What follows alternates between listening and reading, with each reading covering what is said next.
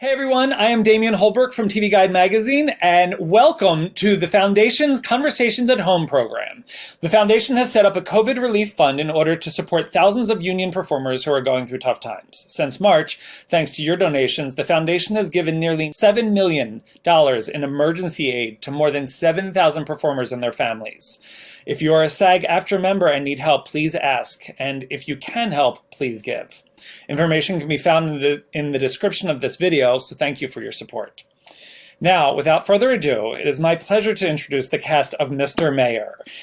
We have Ted Danson, Holly Hunter, Vella Lovell, Bobby Moynihan, Mike Cabellon, and Kyla Kenedy. So, all right, hello, all of you wonderful people. I'm such a fan. I'm a fan of all of you. I'm a fan of the show. I think the show absolutely came at the right time. But I have to ask you guys, what was it like premiering on January 7th? Yeah, Terrifying. Wow. Anyone want to take that? I was really scared that people just straight up would not watch. Like, I wasn't even scared that people wouldn't like it, just they wouldn't find it palatable. For context, if you're watching this, I don't know, a year or two from now, that was like 2 days after the attempted coup at the Capitol. One day. Right. Yeah. So I'm so sorry. Yeah. So so it was a nerve-wracking time to premiere, but I'm glad that people tuned in. Yeah. It was. I was like, this is the weirdest promotional push for a political show. But the show really isn't about politics. And when I talked with Holly and Ted for the TV Guide magazine story, it is an office comedy. It is a weird family comedy, but politics barely came into play. Like, even the politics that we did look at, it was like the straw ban and the avocado crisis. And I'm not even sure, because I live on the East Coast, but is the palm tree thing like a thing in Los Angeles? Apparently it is, right? Like, Yeah, I think it is. I mean, certainly the cost of upkeeping them is, and I've also heard of people, having cars smashed up because of huge falling. Yeah, I think it's real. That's insane. Okay, so let's talk about this. So Ted, you were literally just coming right off of The Good Place. Like, they had just shut it down and you had already signed on to this. What, did you not want to take some time off? When you look at the season, the schedule of seasons of different shows, it looks like it's back to back. But I think I'd had more time off than the average American could even dream of, to be honest. So I had lots of time off. But also on The Good Place, Mike Schur, who was the creator, had told us before we started shooting the final season that was the last season, because he had finished his story and he didn't want to vamp and just keep going. So we had a long time to think about what was next for ourselves. And you had done so many cool forays into very different kinds of drama. Was it something where you just looking for anything, or did you want to do more comedy? Truthfully, I looked at both. I was looking at a couple of different projects, but that was before Tina and Robert showed up with their script. And then it was, I don't think I even read the script. I just, said yes to Tina Fey and Robert Carlock. Yeah. And you said in TV Guide magazine, you said that you always want to work with the smartest people in the room. Right. And now the smartest people on this Zoom. On the Zoom. Well, that was Holly had an incredible scene in broadcast news where she's basically accused of always thinking she's the smartest person in the room, her character. And now it's kind of amazing to see you doing a comedy like this after we first met you doing some very cool comedy like this and Raising Arizona. Yeah, I mean, my career has taken a shape where there's nothing is really preordained. It's not premeditated, and in a kind of a wonderful way, that's not the way for actors in general. I feel like I've lived the life of. It's been very peripatetic. I'm living somewhere other than home. So much of my life. I don't live in LA. I live in New York, but I'm here doing Mr. Mayor. And so I'm living here. It's where I've set up my shop. And that is the nature of being an actor. And part of it is like, I didn't know anybody in Mr. I didn't know Ted. I didn't know Tina. I didn't know Vella or Mike, or, and here I am, and we've assembled this. It's a professional family, and it doesn't always happen. I don't always feel bound to the people that I'm working with, but in this particular experience, this kind of symmetry. Right. And now, okay, so you guys had to film this in quarantine, which is an oddity in itself.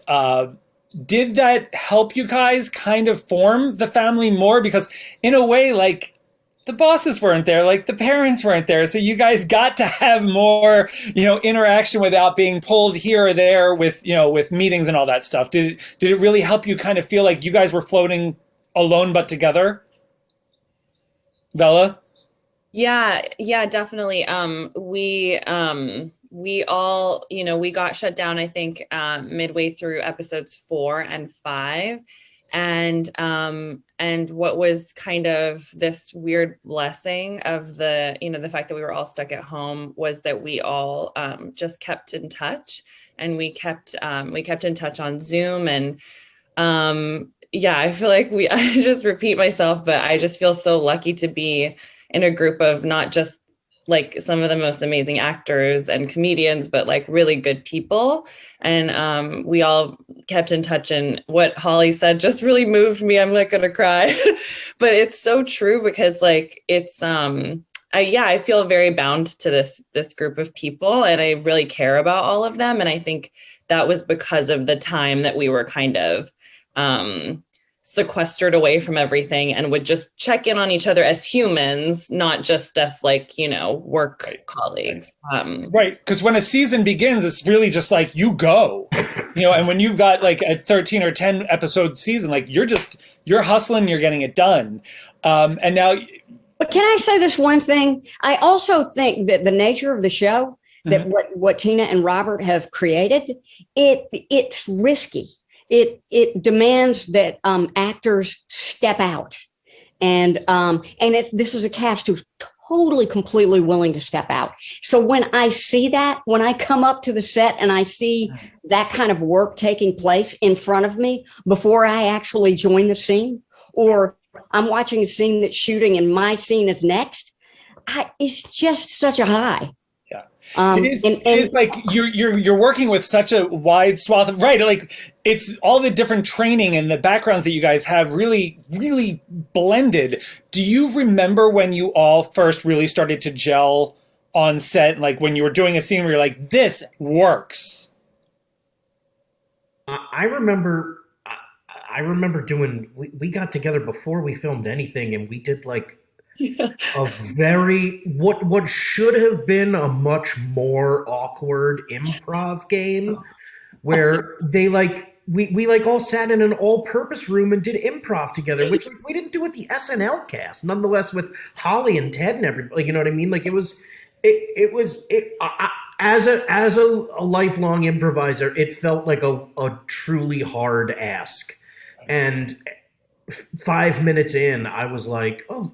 Every single one of these people is great, and they're fun and they're wonderful. And I would, for me, it was then. It was that, and then like there was a Zoom pretty early on in the middle of the pandemic where I was like, wow, we're going through all of this stuff that's going on in the world together on Zoom, and like. We've spent 36 hours together in costumes. I feel like that time in between where we grew as a family. It's true. This feels very comfortable. This setting. Right? I know. It's when we do go back to having those in-person conversations, it will be weird. So Vella and Mike, my first read on your characters were that they were like the Boris and Natasha of The Office. Like these were the two that you just didn't want to be on their bad side, but I don't know if they have good sides. When did you guys start to realize like you worked really well together as like almost, because you also, it doesn't feel like the characters really like each other that much, but they do have a common hatred of others. Yeah, it's a good little frenemy relationship. No, I remember doing the audition process and the chemistry reads, and that was a lot of fun. You get different energies from different people, but something about Vella and I just really clicked, and it's so much fun to get to play with her every day. Yeah, I think it was like, I don't even remember what episode, but it was like every episode, like there was one episode where they had us like talk at the same time. And then the next episode, it kind of happened again. And then by the third time it happened, we were just like, yeah, it's like being in a band. Like we know how to play off of each other now at the same time and lift each other up in the places where we might sag otherwise. And yeah. For the two of you, it must be so great to get to play characters who have literally said probably what you have said in your careers of like, these people do not look like me. Like you're playing characters that now actors coming up will be like, oh, those people look like me. Yeah, I mean that, and the fact that like it's totally crazy because I'm having the experience where I'm like having imposter syndrome being in this cast. And then I got to do that episode where I had imposter syndrome because Michaela is like in charge of everyone. And it is even crazy on set, like Michaela's office is huge. And I'm like, this is my office. Like, this is a mistake. So that being said, Vella, we also put Vella in charge of everything. It's just because I'm the only one with a Zoom account. So it's not real. And Mike, Thomas wasn't even a Filipino character on the page, correct? He was not. No, Tommy was originally written as just sort of a blank slate of a character. But once I got cast, the writers did a really good job of starting to accommodate things to me. There's a line where I refer to my lolo, which is like a Filipino grandpa. And I like those are the little touches where I'm like, oh, it's nice to not only for me as an actor to grow into this character, but to watch the character grow into me as well. And, as the seasons go on, hopefully we can converge more until we're just one Mike Tommy creature. How much are you like him? Because some of your reactions are so priceless and they almost feel like that. I'm like, that might be him reacting to this idiocy. Yeah. There's not a whole lot of acting going on. Not a lot of blue sky between me and Tommy. No, I think I would like to hope that I am nicer than Tommy is. But I think a lot of the sort of like blind ambition, I can find a lot of common ground with Tommy there. I think that's what, got me here as an actor. But I'd like to think I'm a little less catty. All right. And now Kyla, most actors your age are like burying people on Riverdale or like fighting witches on Freeform. And here you are going from like very grown-up roles and shows. What is it like coming to the set and being surrounded by these and like having like Oscar winner, Emmy winner, like all this, like when, your peers are like, oh, I have to film like a dance number. I came from like another sitcom show, which was amazing. But one thing that I did notice about this cast, and I do think being in the pandemic had a huge thing, is I instantly felt like they were all family. I feel like I could contact any one of you at any time and you would be there for me. And I just have so much love for you all. So I just feel insanely lucky that I get to work with them. Bobby Moynihan. That's me. Oh my God. I like after the first episode was like, okay, we need to start the Emmy campaign immediately. I have never seen a better match of a performer's energy and innate willingness to just go all the way out there and character. These two, the combined powers that of this character is so amazing. Thank you. Where did he come from? I would have been doing it all anyway. They just got it on camera. Thank goodness. I do. I got a call from Tina saying we're doing a show and I wrote this part for you, and I cry at night ever since. It's insane. To have someone that you have looked up to. My first episode of SNL was the first time Tina did Sarah Palin, and I have this vivid memory of just standing there, the show starting, my first time on SNL, and she's dressed as Sarah Palin, and she just looked over, and she was, and the sense that I got from Tina was she was just like, oh, nice, this feels right, it feels good to be back here, and like ready to go, and like to cut to now, from that moment to cut to now, and to remember like that dinner where she was like, "Yeah, I wrote this part for you," and I'm just like, it doesn't make sense. It's all I feel extremely It's that thing of like we stepped into this thing where every once in a while you get a job where you go home to your loved ones and you go, "Hey, I don't want to sound weird, but this feels like perfect." Like you just go like everything about it from start to finish has been a wonderful progression of complete and utter creative satisfaction and joy, and has changed me as a person as well. Well, that's the thing. This character is so weird. He's so very, very weird, but also he's probably the happiest of them all.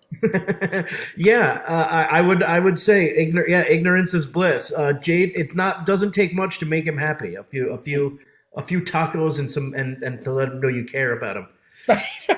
And now I can only imagine, like, even the TikTok in the season finale was just like, what? Of course. I'm like, of course he's going to nail this. And I know you're all professionals, you all, but who has the hardest time not breaking during moments like that? It might. Wow. It might. Everyone's pretty good. It's funny. Everyone's pretty good. I just remember I had to not look at Bobby in episode 6 when he was doing the British baby voice. I had to actually like not look at. Yes. Doing anything with Bobby, I can't look at him. Well, that's Some it. of us That's choose where I never. come from. I'm just trying to make you guys laugh. And they did the great episode where you and Holly did like kind of the road trip. Was the last two people that should ever share a car together. but in the end, probably the only two that should. Yeah. It's that was I said this in the last interview. One of the best work days of my entire life. To have that episode written. It was also something that happened to Tina, I believe. Like she got into that situation and wrote an episode about it, and like I just remember feeling extremely lucky that we got to. Also, that it was right before we stopped for the pandemic, so the fact that like we got to sit in a car together all day long and just play and have those moments, you can't ask for anything. It was more. It was like a master. I went to college for 4 years for an acting major, and I learned more in that car seat than I did. It was the best. And now that's very interesting because when I talked to Holly for the TV Guide magazine cover, she talked about watching you and just what have you learned from him, Holly?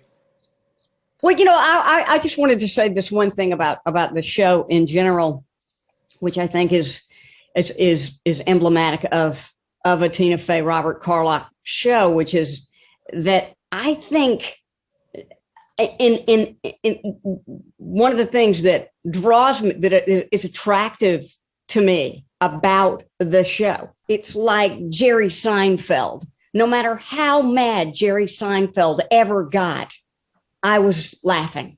They are somehow protected under. It's like there's a feeling of love that Tina and Robert have profoundly for all of their characters. And that speaks to Neil, especially because Neil is a man who really was never checked in life. And the things that you've gotten to say, Ted, I just love how he kind of bounces the idea of his own thinking off of his staff now. And is like, am I allowed to say this? Can I say this? And the fact that he still thinks some of it, but it's only because no one ever told him it was wrong. This has got to be super fun to get to play a guy who really wasn't filtered until now. That's kind of me. I'm a little bit of Prince Ted, to be honest. I've led such a blessed life. I really have. And I'm 73 and I enter a room talking now, that guy. And yet I'm of an age and have done enough work that everyone has to treat me sweetly and nicely, you know. So anyway, there's a lot about Neil that makes perfect sense, you know. Rich, really white, you know, should not be in a position of power anymore. All of the above, and good-natured. Let me go back, to Kyla, and how amazing you are to be around. You may be the youngest, but you show up with as much, if not more, professionalism. You are so natural and good at what you do. You're always prepared, and you're just a real joy to be around. And so you may have been cutting in and out, but you are firmly cemented in our hearts. Thank you so much. I'll pay you for saying that later, so don't worry. I thought you already had. Oh. And now, Ted, your wife, Mary, had worked with Tina and Robert on 30 Rock. Did she give you any tips or pointers on the pacing and the way that these scripts are really joke heavy and what you should expect? Yes, she'd run lines with me sometimes, and I'd make little changes and go, it'll be all right. And she went, no, you idiot. This is Tina and Robert. Don't change the words. You know, theirs are much better than yours. Yeah, you know, she had a great time. She had a wonderful time on that show, and the nonsense that had to come spewing out of her mouth. I think she was the mother of Alex's fiance or wife or something, and then they were starting to fall in love. You know, Alec. Anyway, it was so ridiculous, but. And this is the challenge, this is the challenge with doing Tina and Robert. They shoot for the moon. They will, you know, they'll give you a base of reality and then they take off and shoot for the moon. And as an actor, you're going, oh, dear God, how can I do that? You know, how can I go from real up to this unbelievably, you know, and that's the job. And the more you can stay grounded as an actor and do Robert and Tina words, that tension, I think, is what makes them, their show so interesting. And Holly, how was the learning curve for you? Because this is a very different beast from the other TV that you've done. You know, and at the same time, this is a different genre because it is a sitcom, and that demands different skills. And thank God I'm with this cast because I can learn on the job. I go to work and I see people doing it, and you know, so it's instructive for me. Mike and Vella, your characters are the millennials who are always ripe for some kind of, you know, barbs. Do you know people like these two? Yeah, I would argue we are them. We're not that bad. No, but of course it's, I think our writers do a very talented job of making incisive observations about things that are typical of our generation without leaning into being, condescending about it. So there are kernels of truth in these characters that I definitely see in a lot of my friends. And so it's fun to get to take that into work and kind of blow it out into like sitcom proportions. You know what I mean? Yeah, I feel like Ted, your description of the acting style is so right on the money because it's like it has to be grounded or else it doesn't make sense. But then you're literally like saying the craziest things and like, but you have to give it that weight. But yeah, in terms of the millennial, yeah, I feel like, I don't know, maybe Tommy and Michaela are like Twitter, if Twitter was a person or something. Yeah, that's accurate. Yeah. And I did love noticing in rewatching the first season that, so Orly, Michaela, Arpy, all incredibly smart women, all incredibly determined and capable, and we don't really see that generational path of like the young one coming up, the one who's just finding herself in her career now, and the one who's devoted her life to it. It's been very cool to watch, like, even though it is a show about a wealthy white man, the women do seem to be the ones who will run the world. Well, it's very interesting that you say that, because what's cool about it is it's not like we are related.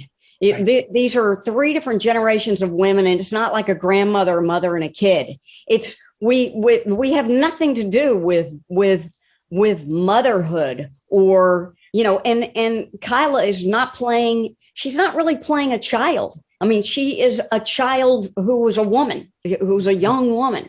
She's out the door from her dad to be having those kinds of conversations script-wise with each other separately about like where women are. And it's still funny. It's not like a history lesson or a civil rights question that Tina is exploring. It's very fascinating. Can I say one of my favorite lines in episode 6? We're sitting, my character sitting next to Holly and bemoaning the fact that this is so hard to figure out whether or not this woman's coming on to me, this other woman, and should what I do? And then I turned to her and go, it's just, and she said, don't say it. It's a hard time to be a man. That phrase, without saying anything else, kind of describes what women have to deal with and have forever. Right. This is the mayor saying that. Like, it's a scary time to be me. Scary time, right. So there are so many. That's true for him, though. Oh my God! Like, this is totally the scariest time that I've ever been me. So spooky. And there are, so speaking of that episode 6, that's the one where Bobby does the British baby voice, which is terrifying. There are certain things, like especially in the Tina and Robert shows, where there are just scenes that are like gifts to the performers. Those scenes that you get where you're like, oh my God, I've waited for you my whole life. What has been your favorite scene so far? I mean, they give them to me like every episode. Every episode is like I'm in some sort of stunt or some amazing everything. For having a very surreal moment for me was being on the scooter that day. Was like our first day back from the pandemic. We were shooting on that scooter, and the street that I'm scootering on is the street that the DeLorean went down in Back to the Future. And like just sitting there going like, we're back. Like what happened? Like we're back in the middle of this pandemic. We're shooting like crazy. But I feel like they often give Jaden a big weird set piece. I love that in the very first, second, whatever scene where I'm giving a press conference, my first one, and in the background, Jaden is sitting there, pops a candy in, he's a little bored, starts to cough terribly, has to give himself Heimlich, saved myself, opens another one and pops it in his mouth. All in the background. That's the Tina and Robert of it all. That joke has been done a million times. The stupidity and the confidence of immediately having another one in the script, doesn't get better than that. I will say, you were talking about breaking earlier. I remember because Tommy and Michaela are watching that moment on TV, and the props department was like, do you want it playing on the TV? And we watched the tape, and I lost my mind. There was no way I was going to be able to watch it and keep a straight face. I was like, we have to stare at a blank TV. Kyla, what about you? Oh, yeah, you go. Gosh, every scene I feel like is a gift to do. I think the ones with Ted where we like make up after a big fight is one of my favorite on a more serious note, just because I think they're always so heartfelt and fun to do and really special. I mean, I don't think Tina and Robert could write anything bad if they tried. So I feel like every gift. every scene is a gift. I was gonna say, I mean, it truly is like when you said pick a favorite. It's like it's impossible, but the ones that stick out were the hallway scene with Kyla, where I got to do the toxic dance. It was just like so much fun, and Kyla's amazing, and it was such a blast. And then also really just any scene where we're all together is so fun. But there was a scene where the trivia episode, and we were in a office, and Holly took that hard-boiled egg out of her pocket and rolled it across the table, and I lost it. Like there was just something so funny about Actually, we all lost it on that. That was like, yeah. There was something about that egg that, yeah. The slower it rolled, the more we laughed. Holly, what about you? We did not keep it together. We did not keep it together on that. Holly, do you have any favorite moments? No, it's surprising because I'll go, oh, well, it's the scenes offer up their own kind of life force. Each one does, and it might even be a scene that I'm not particularly thinking, oh, this is one of the great scenes, but then it turns out to be so fulfilling to do. That seems to happen so often. The episode, the trivia episode, the episode where we all kind of like get into a fight and decide to go for the last round, and then we all go our separate ways. I remember that. I remember being like tired that day and being like, oh, this is the scene where we're just like, whatever. But then like feeling that moment where we were all like, fine, and turning away and all going our separate ways. And I was like, oh, we're all these characters right now. Like we are having, I just remember like not being ready for that scene and then feeling like, oh, I don't have to be ready. This feels right. We're having a blast already. I'll say that scene also has one of my favorite like LA jokes in the series, which is like the next trivia night's at Canner's Deli 2 in Tarzana or something like that. It's like a joke that doesn't register for anyone else anywhere in the country, but here it's hilarious. Right. Well, that's the thing, Mike. Do you have a favorite scene? Because you had a line in one of the episodes about the legal system in Austria. It was like, there was an intern, the search for an intern, and it was like they were on a work release program. Oh, yeah, that was a fun one. It was where we had Flula Borg come in, and I remember that was a fun improv day because there was a line that the thing about every episode is it could be 30 to 40% longer because of all the jokes that are in the script. And then we have to cut it down the edit. But like we got to play so much with Flula just in that like day that we had him. And I don't remember what made the final cut because we just did so much that day. But yeah, that anytime we get to improvise is always a lot of fun. I liked like for me personally, like there's a scene where Tommy spends all night in the office and then he comes in, he has like super curly hair. Yeah. And like anything, like I come from like a sketch improv background. So anything with like wigs or like craziness, I'm always just down for. So that kind of stuff is always very fun for me. Speaking of, how many of you have tried on Holly's wig? I want to now. Season 2. That thing is amazing. Good. All right. Well, listen, I need to wrap you guys, but I first have to thank you. This was, again, like I said this before, it was a show that we needed to show up in January of 2021. The world was in a place where we needed a laugh, and you guys provided so many. And the great thing about it is that the more you watch, the more you go back and rewatch stuff. You want to catch more jokes and things like that. You start to really see, as we talked about at the beginning, this family starting to form, and they're slowly putting you guys together in different iterations, which was very cool to watch.